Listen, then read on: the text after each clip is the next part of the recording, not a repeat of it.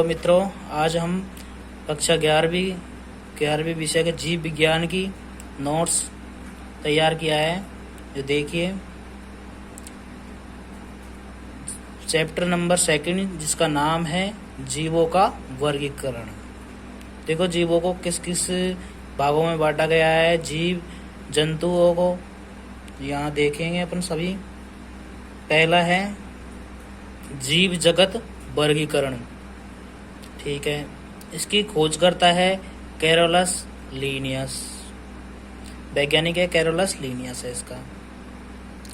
अब देखिए Carolus Linnaeus ने सभी सजीवों को, सजीव होते हैं उनको 2 भागों में बांटा है, जिसे द्विजगत वर्गीकरण कहते हैं। पहला है पादप जगत, सेकंड है जंतु जगत। पादप में पेड़ पौधे वगैरह ये आते हैं, जंतु में गाय भैंस बकरी वगैरह ये आते हैं, जंतु में जंतु वाले आते हैं पादप में, ठीक है। पादप जगत में जो पादप जगत है वो प्रकाश संश्लेषण द्वारा अपना भोजन करते हैं, ठीक है।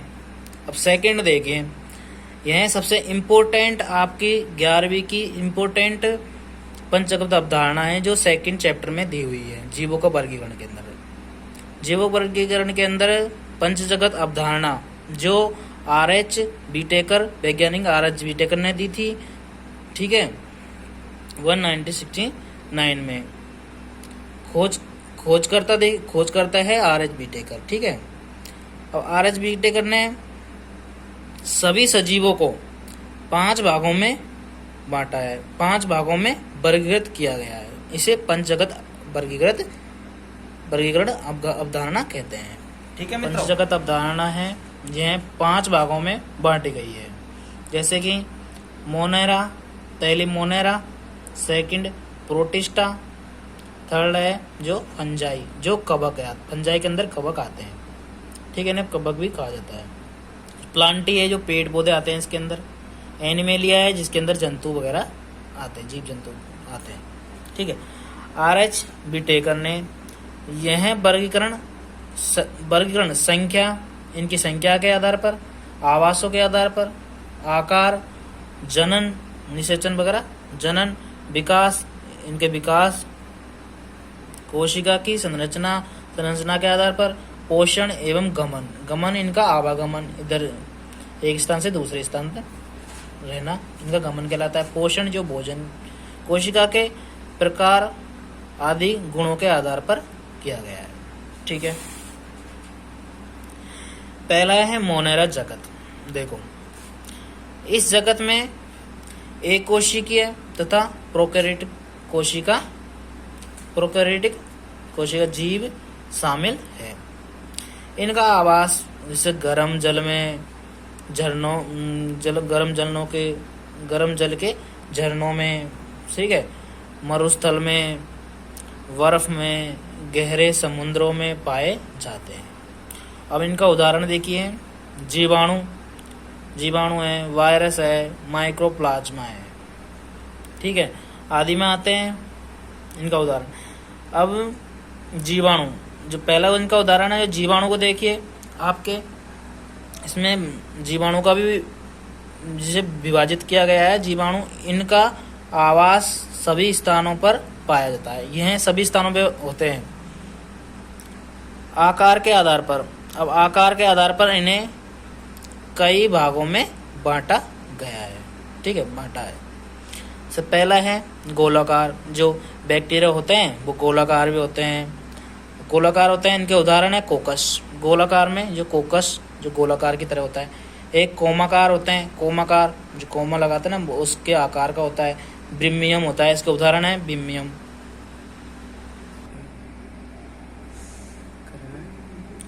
छड़ाकार, इसका उदाहरण है बैसिलस जीवाणु, ठीक है, बैसिलस जीवाणु है। ये है फोर्थ है सर्पिलाकार, सर्पिला जो सांप की तरह होता है, सर्पिलाकार में स्पाइरिलम में बांटा गया है, ठीक है। अब जीवाणु को मुख्य रूप से 3 भागों में बांटा गया है। पहला है आद बैक्टीरिया, आद बैक्टीरिया, आद बैक्टीरिया या इसके आर की बैक्टीरिया भी कहा जाता है। सेकंड है यू बैक्टीरिया, यू बैक्टीरिया, और थर्ड है साइनोबैक्टीरिया, ये नील हरित शैवाल भी कहा जाता है साइनोबैक्टीरिया को। ठीक है, पहला है आर्की बैक्टीरिया, इसे सरल जीवाणु भी कहते हैं, सरल जीवाणु भी कहते हैं। देखते हैं इसकी परिभाषा देखते हैं। ये विशिष्ट प्रकार के बैक्टीरिया होते हैं, ये विशिष्ट प्रकार के बैक्टीरिया होते हैं। इन बैक्टीरियो का आवास जो रहना है वो देखो कहाँ रहते हैं, उच्च लवणीय क्षेत्रों में पाए जाते हैं। हेलोफी नामक आर्की जीवाणु में होते हैं, ठीक है। उच्च ताप पर गर्म झरने, उच्च ताप यानी गर्म जल होता है, उसमें देखिए कौन सा जीवाणु है, थर्मोएसिडोफिलस नामक आर्की जीवाणु होता है। अब पशुओं का जो अमाशय होता है, इसके अंदर वाले भाग है, उसके अंदर आंत में भी मेथनोजेन नामक आर्की जीवाणु पाया जाता है। अब सेकंड देखिए यू बैक्टीरिया। अब यू बैक्टीरिया जो सामान्य जीवाणु होता है, ठीक है।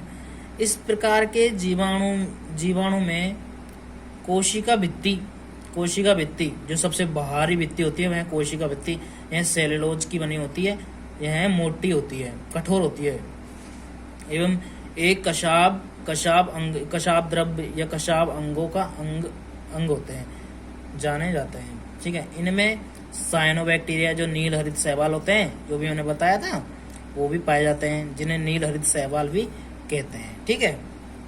विशेषता देखिए इनकी क्या विशेषता। पोषण देखो, पोषण के आधार, पोषण इनमें स्वयंपोषी होता है।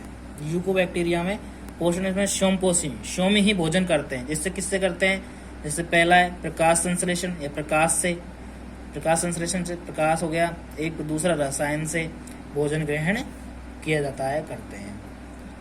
अब इनमें देखिए सबसे मोस्ट इम्पोर्टेंट चीज है नाइट्रोजन का स्थिरीकरण। इसके अंदर नाइट्रोजन का स्थिरीकरण होता है, ये भूमि के अंदर पाए जाते हैं, नाइट्रोजन का स्थिरीकरण होता है इसके अंदर, जो भूमि उपजाऊ हो जाती है, ठीक है। नाइट्रोजन वायुमंडलीय गैस है, नाइट्रोजन वायुमंडलीय गैस होती है। अब इसके अंदर देखो इसका स्थिरीकरण कैसे होता है।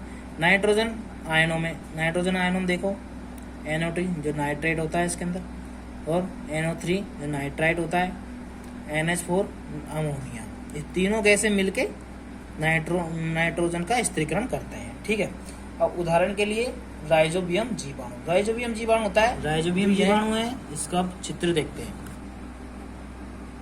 राइजोबियम जीवाणु है, ये देखो ऐसा है दिखने में, आंतरिक संरचना है इसकी।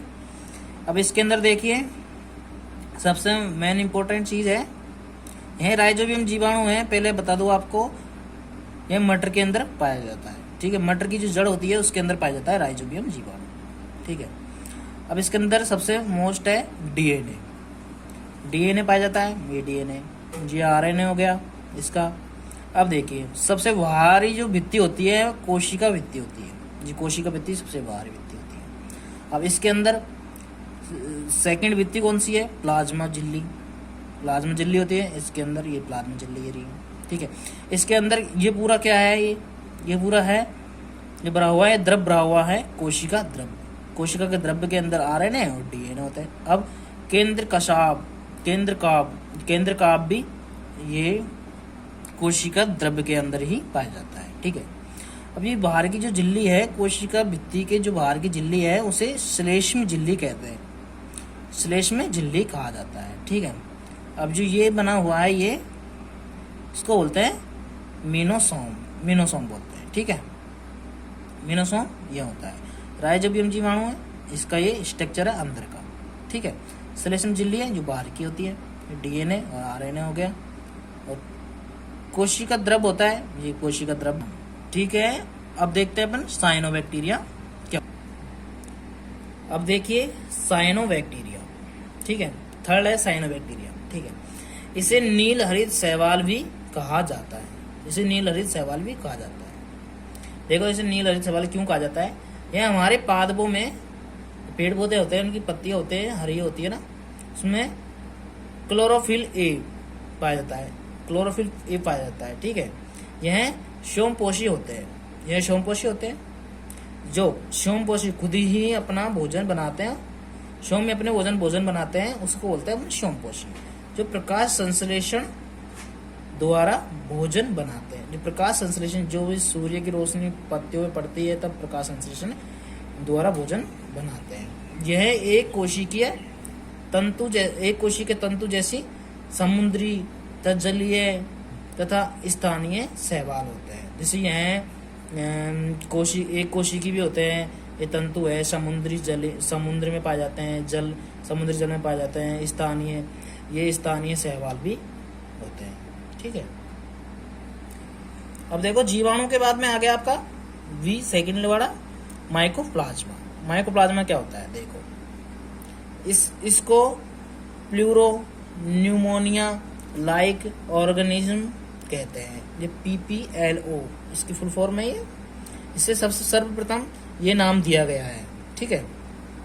बाद में इसका नाम चेंज हो गया, देखो माइकोप्लाज्मा लाइक ऑर्गेनिज्म कहते हैं, MLO, ठीक है, इसकी फुल फॉर्म हो गई है।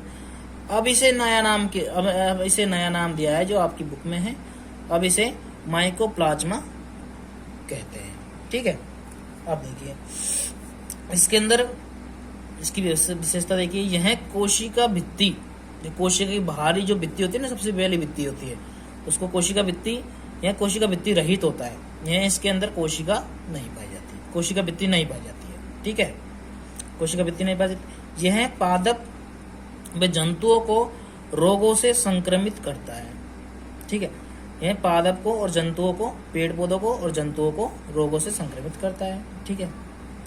इसे पादप जगत का जोकर भी कहा जाता है, जो पादप जगत है, पेड़ पौधे, उनका जोकर भी कहा जाता है। अगली वीडियो में प्रोटिस्टा जगत पढ़ते हैं, और प्रोटिस्टा जगत जो 5 जगत है अपने, उनको पढ़ते हैं अगली वीडियो के अंदर, ठीक है।